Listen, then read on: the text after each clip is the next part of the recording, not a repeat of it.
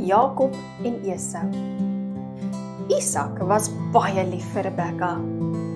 Nadat hulle al 'n ruk getroud was, het Isak vir God gevra om vir Rebekka te seën met kinders. Rebekka het toe swanger geword met tweelingseuns. Isak was al 60 jaar oud toe die tweeetjies gebore is. Esau is eerstegebore. Hy was 'n sterk baba, vol hare en rooi van kleur.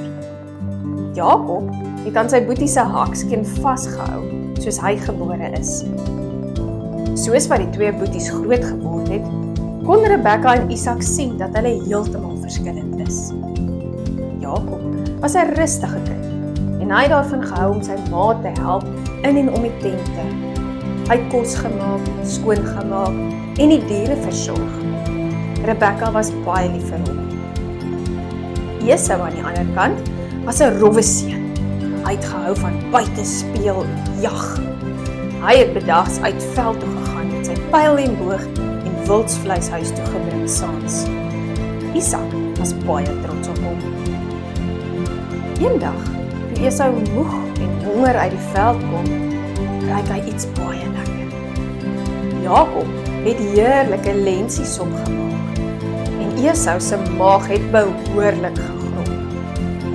"Gee my asseblief van daardie rooi sop van jou, ek is nou doodhonger," het Esau gesweer. "Ek sal," het Jakob geantwoord, "as jy jou reg as oudste seun vir my gee en ek die oudste seun kan wees." Oudste seuns het in daardie tyd 'n spesiale seëning gekry by hulle ouers en spesiale voorregte gehad. Ja, het Esau gesê, "jy kan maar die oudste seun wees, gee net asseblief vir my van daardie sop."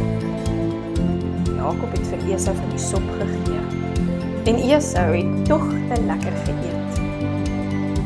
En so het Esau sy reg en voorreg as die oudste seun van Isak en Rebekka aan sy boetie Jakob verkoop vir 'n bord lensiesop.